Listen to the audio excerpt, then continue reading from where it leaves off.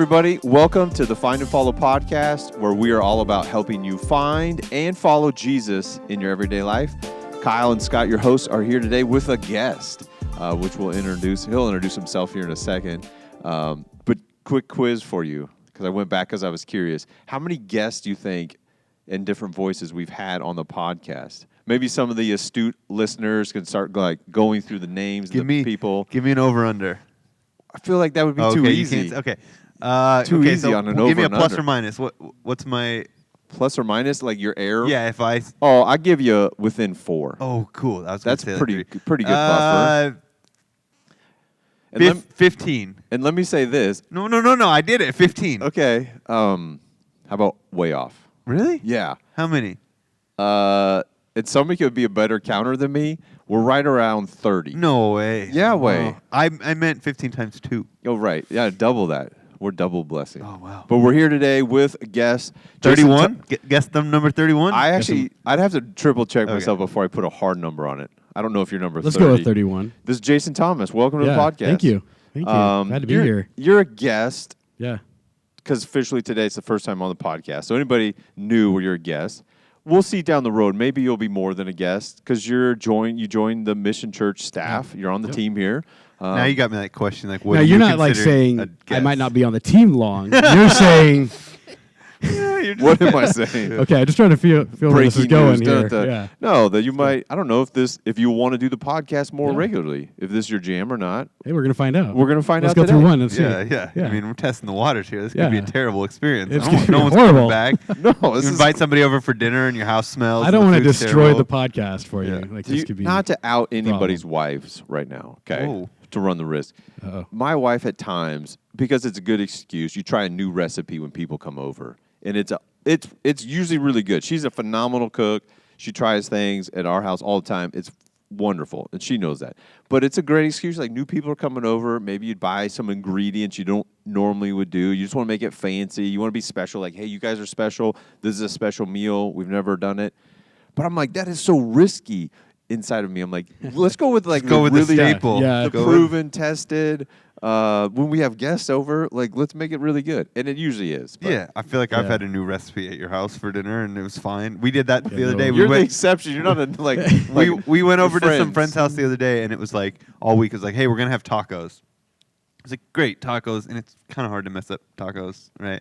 And so, like the day of, my wife texted me, hey, we switched. We're doing soup and breadsticks and salad. And I was like, okay, whatever. And we get there, and it turns out, and the wife and the husband were like, yeah, we don't really cook very often, and we've had tacos every day for the last week because that's all we make. Because we're out. And so she's like, I tried this new thing. And she apologized like 20 times before we even got to the meal. Like, it's not going to be good. I'm sorry. I'm sorry, it's new. How was it? It was fine. It was okay? Yeah. It's better not to apologize beforehand too much. You don't want to lower their expectations that far. But this is going to be so bad. Yeah. I'm glad you're here. Well, hey, thanks for letting me join you guys. But yeah, just to be clear, you're welcome to come back on the podcast. Hopefully the flavor's okay today. Yeah, no, it's good.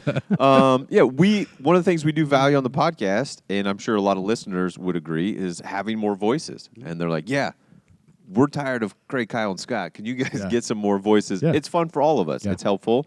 So hit us with a little bit of who you are, a little bit about you, your family, where you're at, that kind of thing. Yeah. Get to know Jason. My name is Jason, and I'm in my 40s, so I'm quite into the middle age bracket of life, which has been interesting. You went 40s, Yeah, no, I'm young 40s. Okay, yeah, you just kind of claimed all 40s. Yeah, well, once you turn 40, it's just kind of like I don't want to keep track anymore. I still don't. I'm in my my body 30s started and hurting. I have to ask Scott how old I am. Yeah, 36. Thank you. Okay.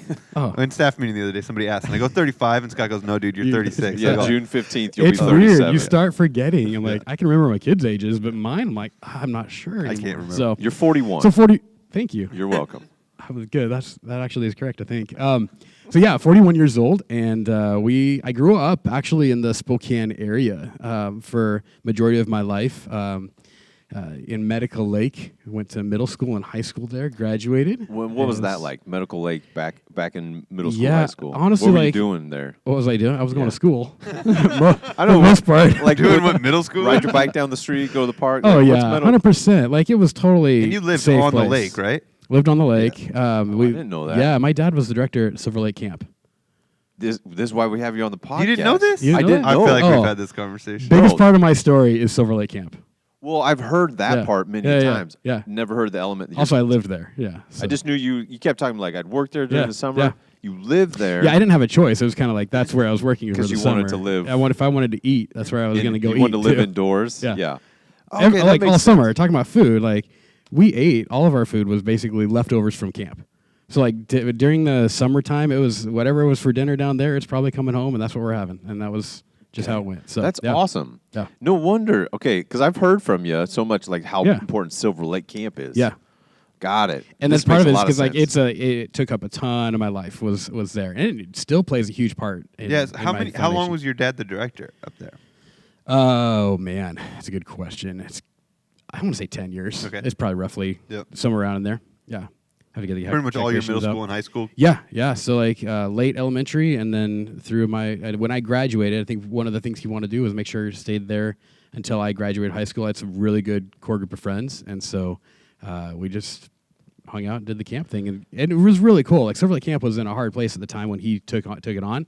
And so he was like a ton of credit to him. He did a phenomenal job rebuilding Silver Lake and putting it at a place where they could continue to expand and grow. And so that was really cool. But Yeah, Yeah. that's interesting. We way back probably 20 years ago, maybe even longer, started Marabou Chapel at the time, Mission Church.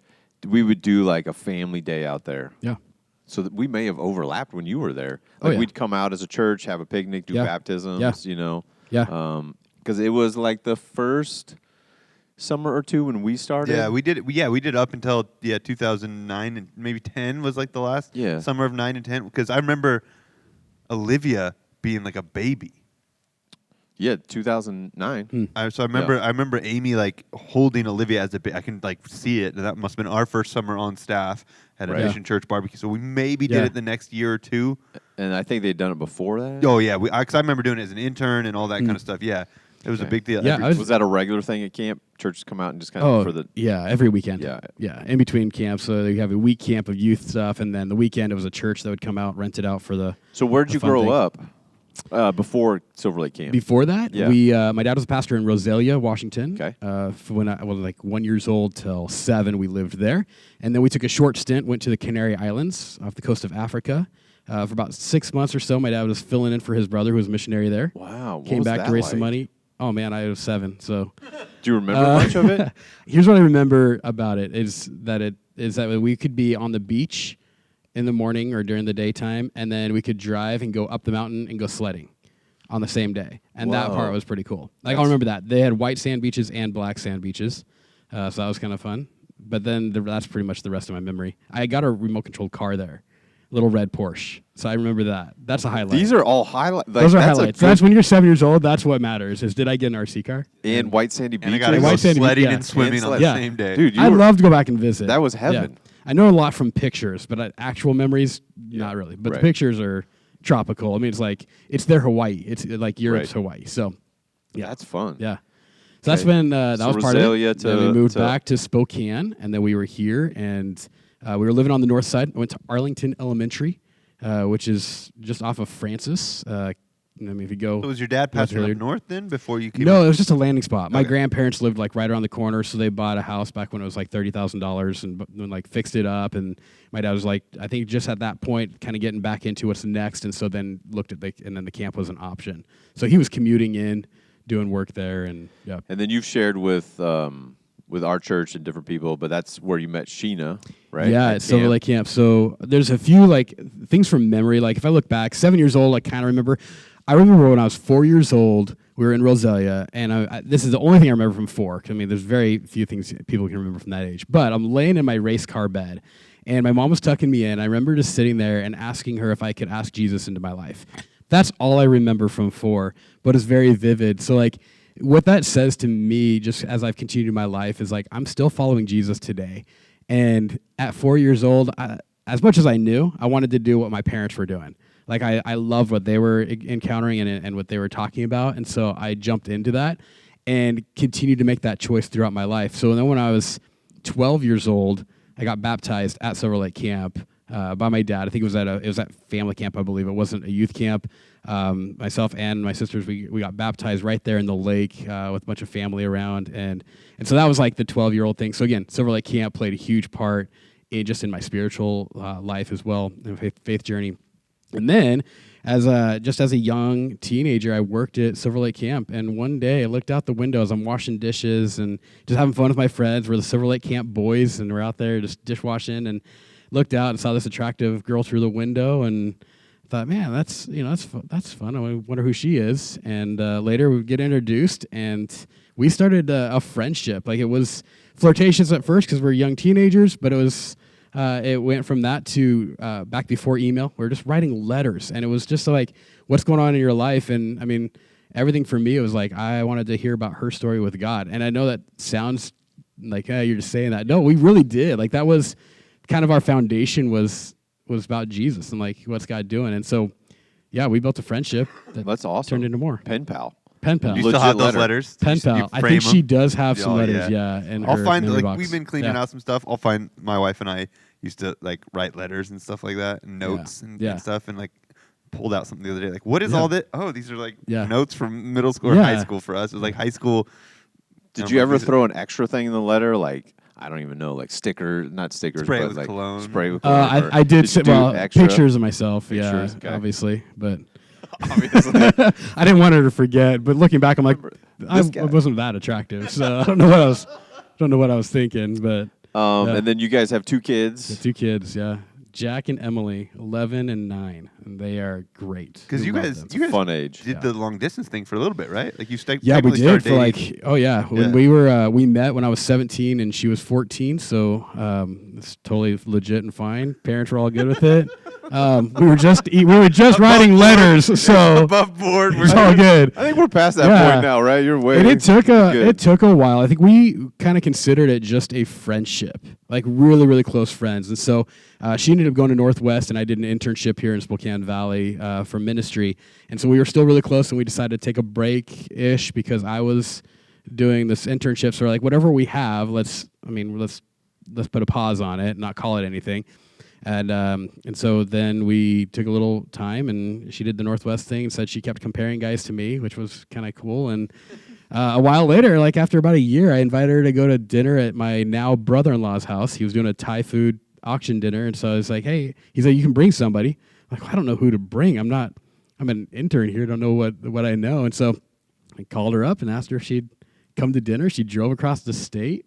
Came to dinner with me. If she's driving across the state to go to dinner. There was something there. I was like, hey, what's going on here? You're quote-unquote on a break, and we're just friends. It serious. started up pretty good after that. We just said, hey, what are we doing? Like, are we open to this? And she had wanted to be a missionary. And so, I mean, this gets into a whole lot of conversation of calling and stuff. She felt like that's what God wanted her to do, was be a missionary to Africa. And that was what she thought like all of her teenage years. So her goal was to go to nursing school, because it was either nursing or education can get you into Africa. So she went to nursing school for that reason alone. And so when we started our conversations about whether or not we wanted to do this, I was like, I'm right now looking at being a youth pastor. I don't have any intention to live in a foreign area. I've been out of the country multiple times. That's just not where I think I'm headed. So if that's what you're looking for, it's not me.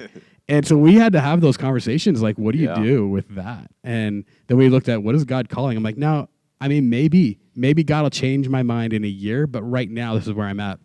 And so we kind of walked through the process of what does it look like to be called by God, and sometimes that calling can set you on a path towards a direction that maybe you wouldn't have chosen anyway.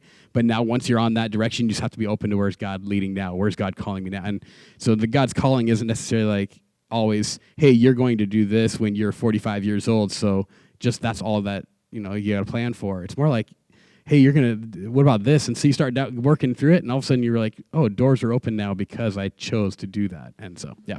Where did you, along the journey here, since like God's calling you to be a pastor and help people in that way, where, like for all of us, it's multiple times throughout our lives, but like are there certain moments or situations or people in your life that spoke into you along the way of like, here's Jason, what's God called you into? I definitely think, like, as a high schooler, I felt like that was just going to be the natural leaning. There was something inside me that just felt like I loved being around people and helping people walk through their faith journey. didn't know what that looked like. I really did like speaking. It was a lot of fun. Sometimes it was just like because everybody's looking at you, and so there was like that hype of it. But there was also just there's something inside that was like I love Jesus and I love the local church, and I don't want to help whatever I can to help that out. And so I don't know if it was really one person in particular that called it out. I think it was small little choices made along the way. So when I was offered to join this internship from the youth pastor, and I was like, well, I was thinking about going to Northwest University over in Kirkland, but this is cheaper, and sure, I'll give it 2 years and see what happens. Let's do that.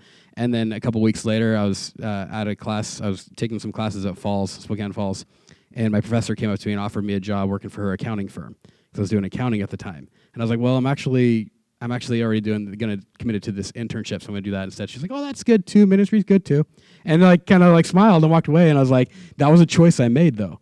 And like, had I decided instead to do accounting and get into this accounting firm, I don't know what my life would look like if I'd be married to the same woman that I'm married to, or how that journey would have gone. It was a choice that I made at that moment that just you could say like to me and the Holy Spirit, it felt like this is what we should do, and I just went with it. So I wouldn't say it was like an audible God saying, hey, you need to do full-time vocational ministry. It was. Is that your God voice right there? You kind of of went deep lower as I can go. Yeah, but for a lot of us, and everybody listening in, where you just go, what's God put in my heart? Yeah. And it's this interesting confluence where we got to discover, like, what is the grace that God's given me? What are the gifts and talents He's given me? What are the desires that He's put in my heart? And how does that all work together? And to lean into that and not fall into the comparison trap of, well, I really want my life to look like their life. Right. But when we've tried to live into that, going, well, that doesn't satisfy my soul, even though in my head I think, oh, that's what a perfect life or a good life looks like. But to lean into like, okay, this is who God's gifted me to be. Yeah. And so do more of that. Yeah. And sometimes it's amazing and wonderful. And sometimes you're like, this is still what I'm called to do. Yeah. Like, okay, we're choosing it. But I've also had some moments where I've stepped away and did other jobs and realized like pretty quickly, like, yeah, it's making ends meet, and there's some fulfillment to being an operations manager in an office or whatever. But I was like, there was always something inside of me that was like, but I know this isn't ideally what I want to do long term. Like, I want to pour my life into people, and I'm an introvert, so that's really weird for me. I'm like, man, I kind of like my alone time, but at the same time, there's this stirring inside of me, like that I know God has wired me for something.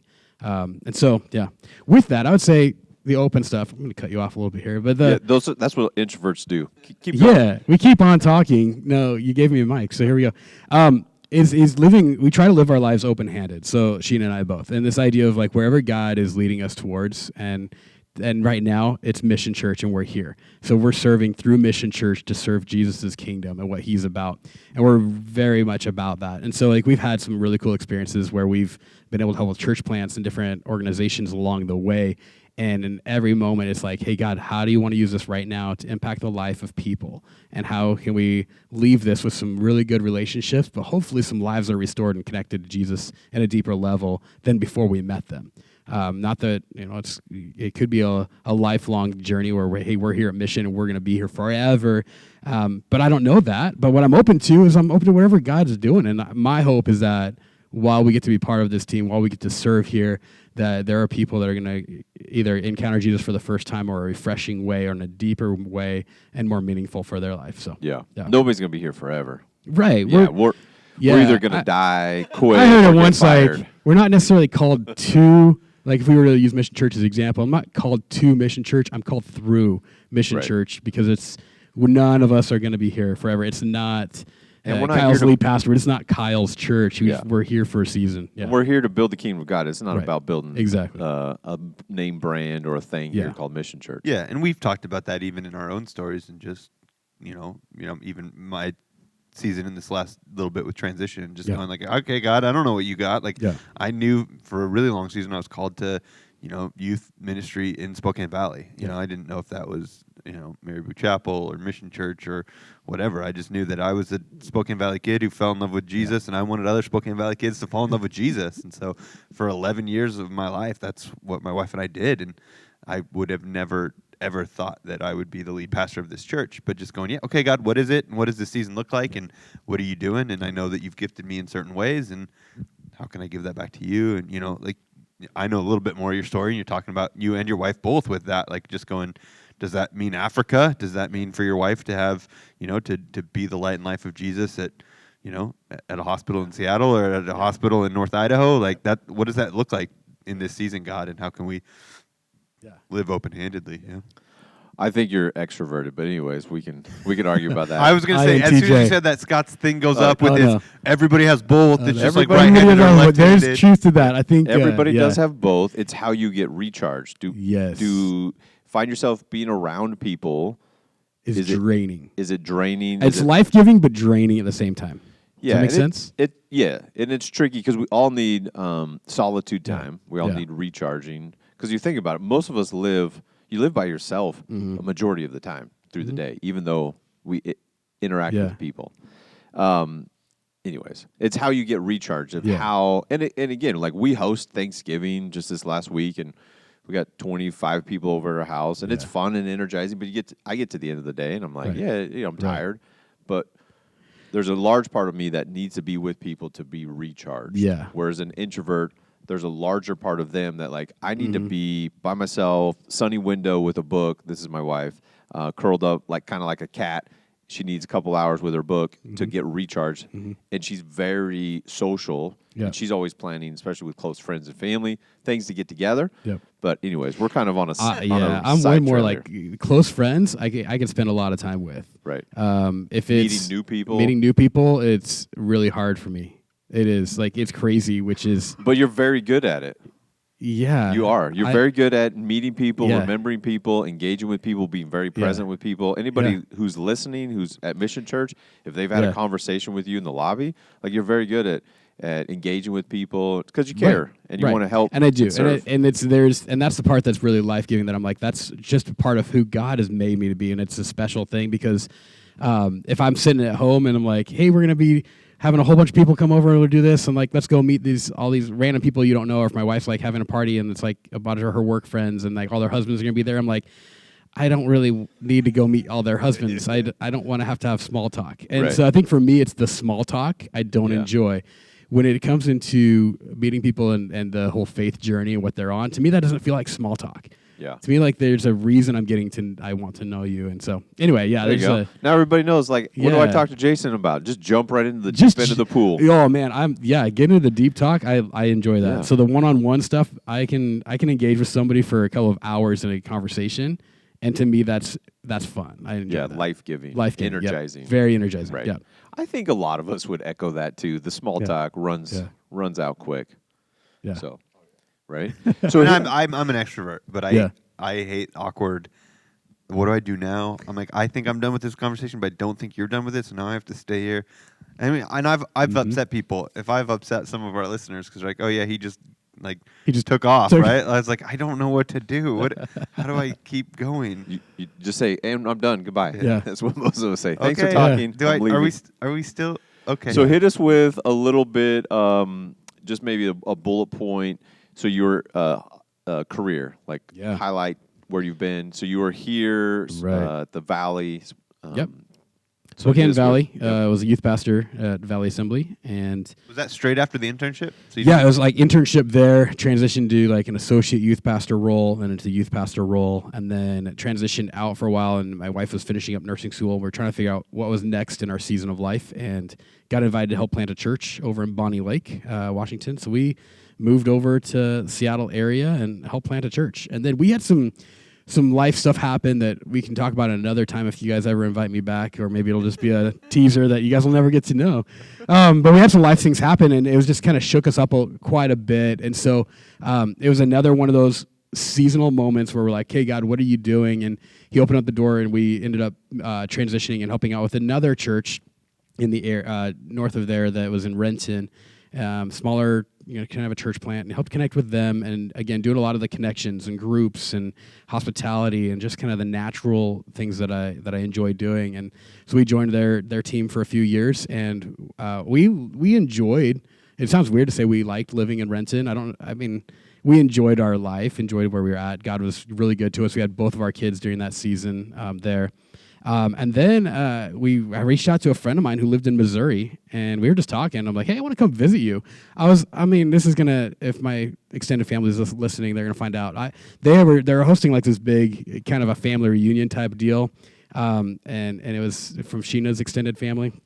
And I was just like, I don't know if I really want to go play Yahtzee for a whole weekend. And that's really what it was. It's Yahtzee tournament. And they love it. It's a big deal. It's a big deal, and it's a big family. Yeah. There's a lot of people. And playing some games, competitive games together and is their I jam. don't do games very well. Really? Yeah, I know that's weird to say. Do you want to come over and play Yahtzee? And I'm like, well, if it's just us, I'm like, maybe I can find a way that we'll get distracted and we'll end up talking the whole time about something else and we don't end up playing.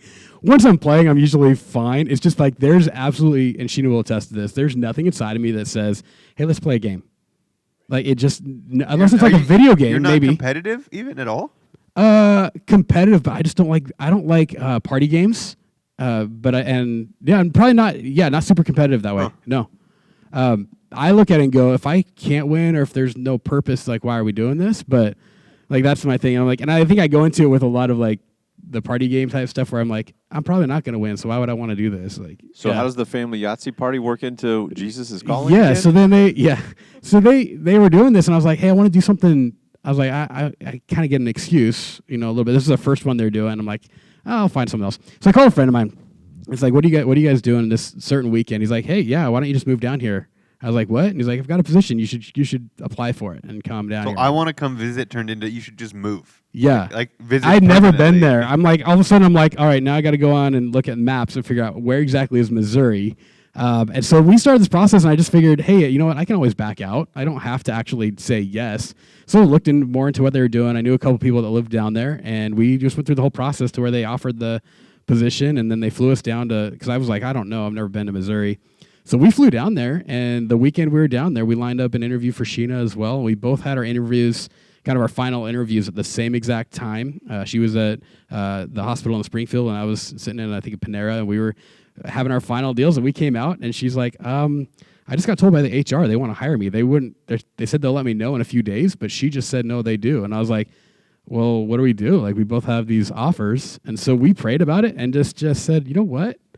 Let's take a chance. Let's see what happens. So we moved our family to Missouri, which was hard when we had Emily was 6 months 7, 8 months around there when we moved, and so it took her away from grandparents and took both of our kids, and we moved down to Missouri, and that was a great season of life. Again, just living open-handed, to say, God, where are you going to lead us? Yeah, and what were you doing there, and how long were you there? So the title was operations director, but it's basically the exact same thing. I was helping lead and oversee all volunteers that were going on, making sure that our gatherings were working the way they needed to. Any of our give back initiatives were fully staffed and funded, and that we were like kind of making sure everything worked. So we were working with a campus. It was a multi-site church there, and so we were one of the campuses in Nixa.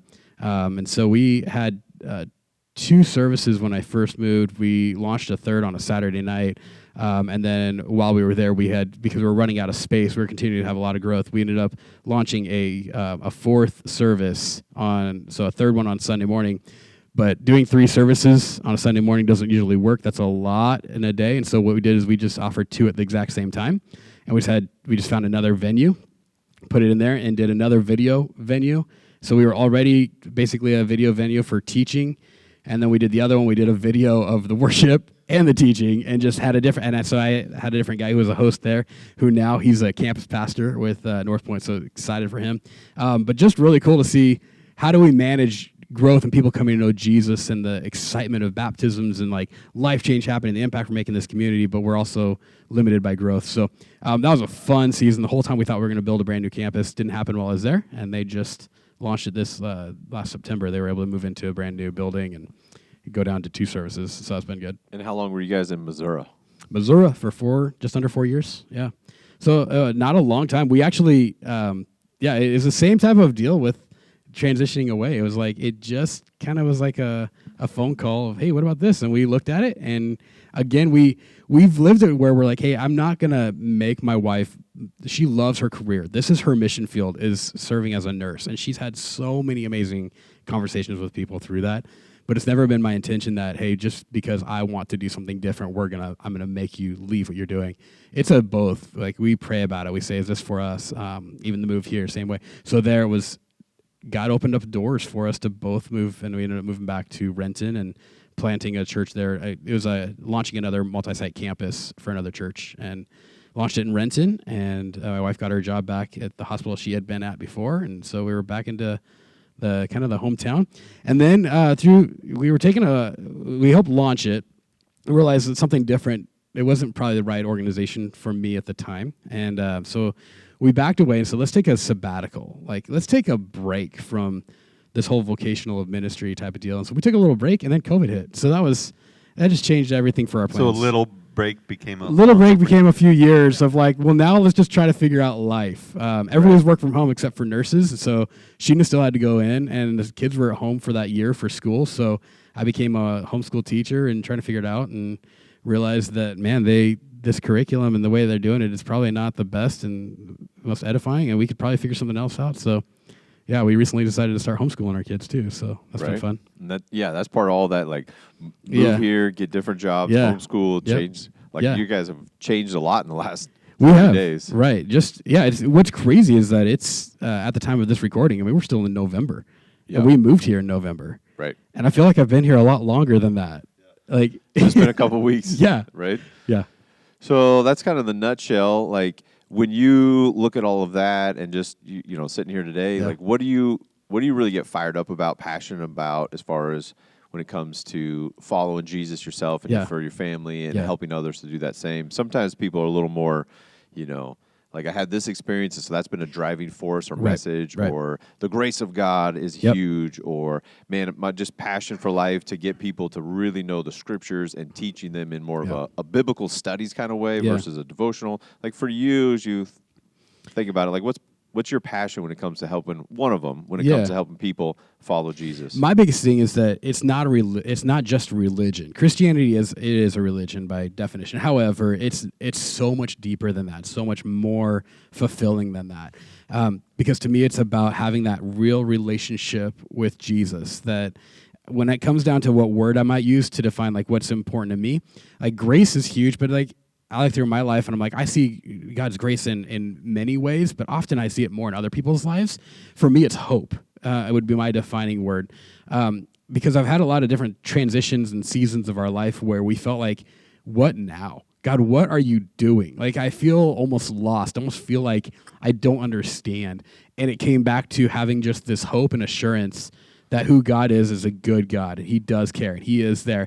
And that became a grounding moment for me and for my personal life. And so for me, that excites me, is how can I help not just present hope to people, but help them get some hope, to see Jesus as a place to put their hope and their trust. And not like I think the Bible talks about, like, it's not just a hope on something kind of randomly that's out there. There's a confidence behind it of saying, no, I'm choosing to believe that this Jesus is who he says he is, and I'm going to put my faith in that. And so that hope, it ends up being like there's something more than just what I can see. And life is bigger than just what I can see. So I was talking with a friend last night. We're having coffee, and one of the things we talked about is like, man, having your career is one tension, especially for me. It's like, okay, how am I going to make enough money? How am I going to retire? How are we going to do this? How are we going to provide for our kids? How are we going to make sure we have a house? That's one tension I hold tightly. And for my personality, it's actually like, it ends up being something I think about a lot more than I probably should. But the other side of it is like, but how do I also have complete faith and trust in Jesus and in what he's leading me towards? And sometimes those don't look the same. Sometimes it's giving up part of this thing that I want to hold on to so tightly. And it comes back to that deep part of me that just says, no, there's a hope that what God has is better for me and for other people.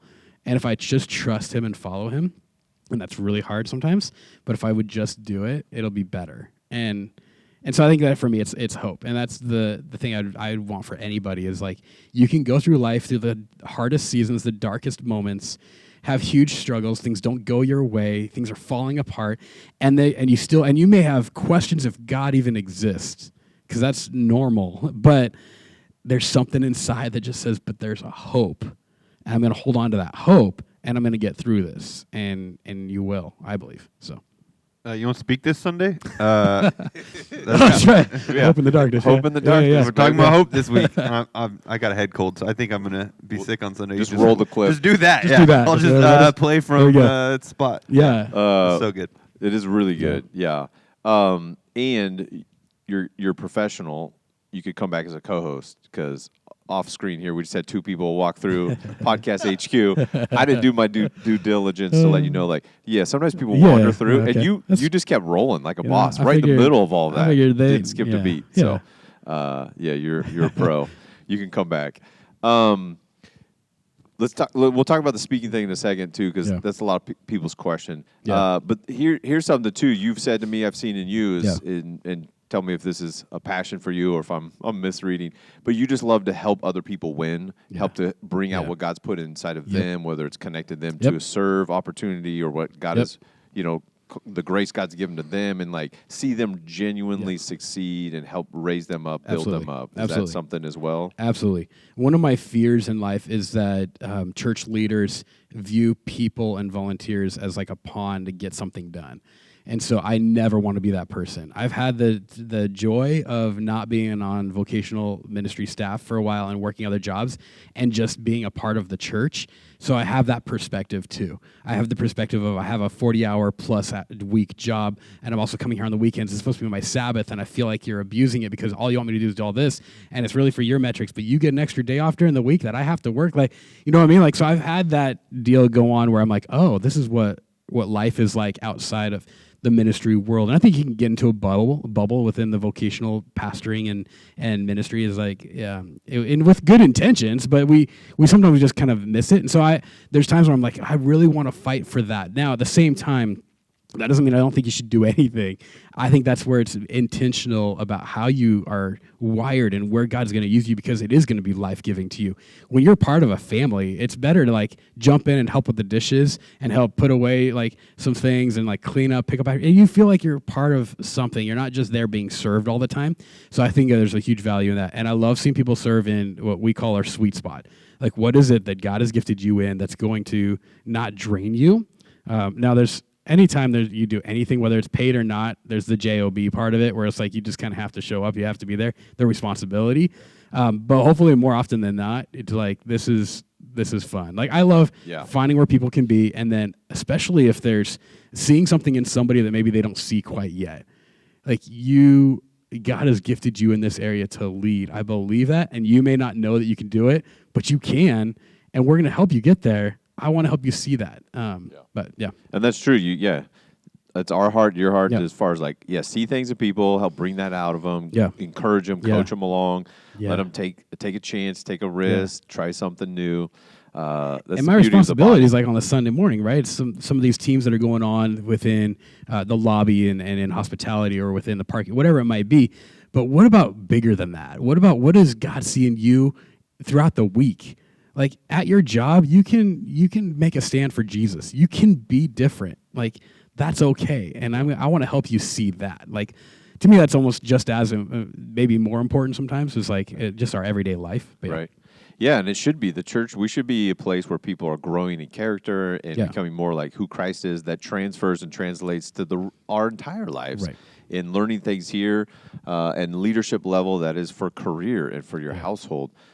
We talk about being an ideal team player, being like the way of Jesus, humble, hungry, and healthy. That's just not because you serve at Espresso or you lead a small group. That's just the way of Jesus, and then it transfers to your house and to your career and everywhere.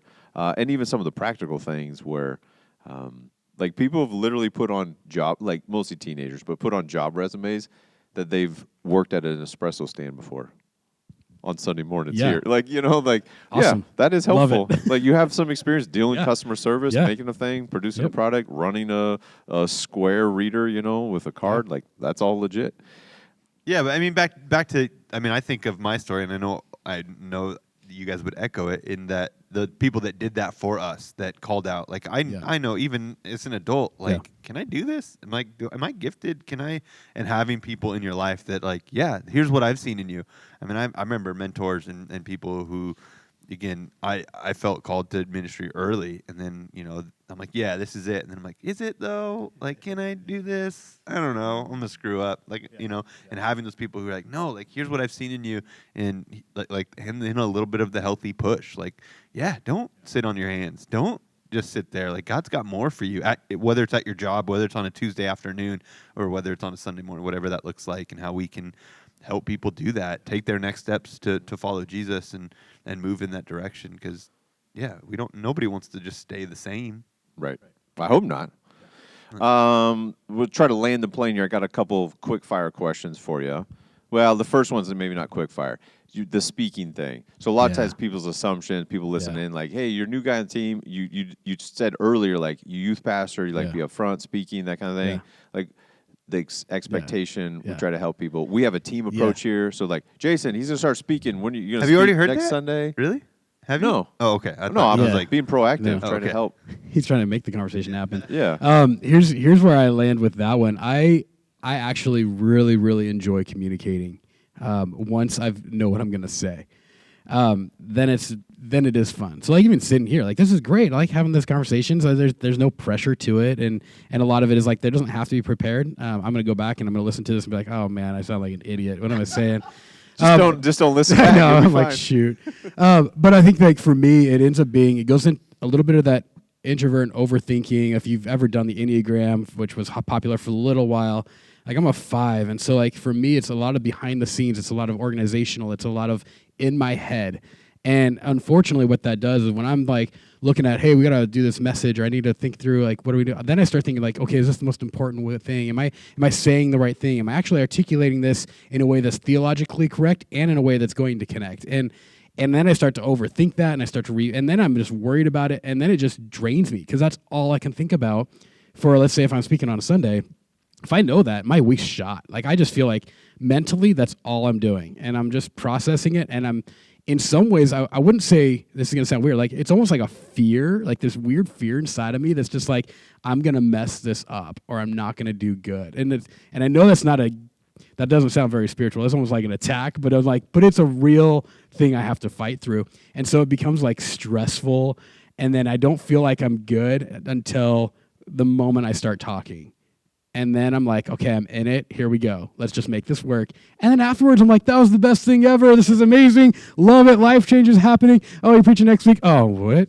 Like, seriously? I got to think through it. Like, and so, like, I was super excited. Like, even as a youth pastor, I had all these different ideas and different dreams and different things I thought we should communicate. And so, yeah, it was good for a while. And then all of a sudden, I'm like, oh, now I'm doing this all the time. And now I started feeling like the weight of it, and it just started to overwhelm. And I was like, I'm a logistic, like, type of process kind of guy. So I love getting into the details. Unfortunately, I feel like speaking, I ended up bogging myself down and just, feeling that heaviness. So it's something it's not that I don't ever want to do it. It's just like, I hate that stress, and, like, I have life-giving in other areas. Right. Yeah, I'm never stressed about a message. So. Oh, really? Yeah. Oh, man. I feel a lot of this. Insert big lie right there. Oh, I was going to say. I was like, what? Did you not see me in the last couple of weeks? Okay. I was going to say, I feel a lot of those things too, and the I do overthinking too. And I mean, it's a heavy weight that you don't realize sure. when you're sitting there listening to somebody and you're tuning them out half the time, and you're like, hey, this guy just spent 40 hours or 30 hours, whatever it was, like, mentally stressing over this. Over every single word, and I don't even know what he's talking about right now. I've been doodling. Like, and then he had a head cold, and then he said, what did he say? And I have no idea what I said last week. I'm like, we normally debrief as a team, and Scott and I go, bro, we can't even talk about the message, because you could have, like, 19 things that should have been, and I would have been like, I have no idea. You did good considering where you were. Considering, I mean, for a normal week. This week might be the same. Jason's in for hope. I mean, I'm literally talking about the same things he was saying. So I was like, I should be taking notes. I'm going to listen back to what Jason said about hope, and then just put that on the That's really good. It should be good. Hey, the good news is, a lot of people won't even listen to the podcast till after you say it. So they're like, "Did Jason get that?" I got it. Kyle, that message. Because we're recording. Kyle, that message that Sunday was amazing. December 4th here that we're recording this podcast, and it's all about who gets the credit, right? Right. Okay. Well, anybody who was listening, because I was listening, for anybody who's who's a communicator, speaker, small group leader, even if you're leading like a ministry team huddle, what you just said was gold to have it be theologically correct and connect. Yeah. And you know it's true because it rhymes, but be theologically correct and connect. Even if it's a 30-second, hey, team huddle, here's what we're doing, the importance of who Jesus is and how we deliver it and where people are at. Theologically correct and connect. Man, as a communicator, as a small group leader, that's a great filter to run through. All right, and then to your point, like you want that to bring life change. Yeah. Right. And so like, and then is that on me as the communicator to make it theologically, correct and then connect with people to a point where they take an application step and their life is different, because that's the goal. It's all of that in there is gnarly. Okay, get some rapid fire questions. Fire, just first thing off your top of your head. No pressure here. If you've got any other questions, fire them away. You ready? No, not at all. This is where my anxiety starts to go up. I saw your face. You're like, oh shoot. Scott didn't tell me this before. Yeah, because Scott just made it up about 6 minutes ago. Right. So this is real time. Right. Favorite food or type of steak. Food? Okay. Sports, yes or no? Yes. Sport team affiliations. Who are your favorite teams? Oh, that's a good way to say it that way. Seattle Seahawks football, easily number one. Okay. Number one. You want more? Yeah. Do you do basketball? Do you do baseball? I don't do basketball, hockey, but I don't do basketball, but I do Gonzaga. Because right it's answer. Home team, Good. And I put them as number one on my madness every year. Perfect. So that's just what I do. Soccer, gotten into that, so the Sounders have become something that I do enjoy watching. Been to a Sounders game? Yes. Is it as fantastic as people say? Absolutely. That's why I like soccer now. Have you been to a Seahawks game and a Sounders game? Yes. Which one would you go to if you could only go to one? Football. I'd go to Seahawks. Okay. Best place you've ever traveled? Caribbean. Where'd you go? Well, St. Thomas, because it has my name in it. Perfect. Perfect. What's like a weird or quirky, kind of maybe a little unknown thing about Jason?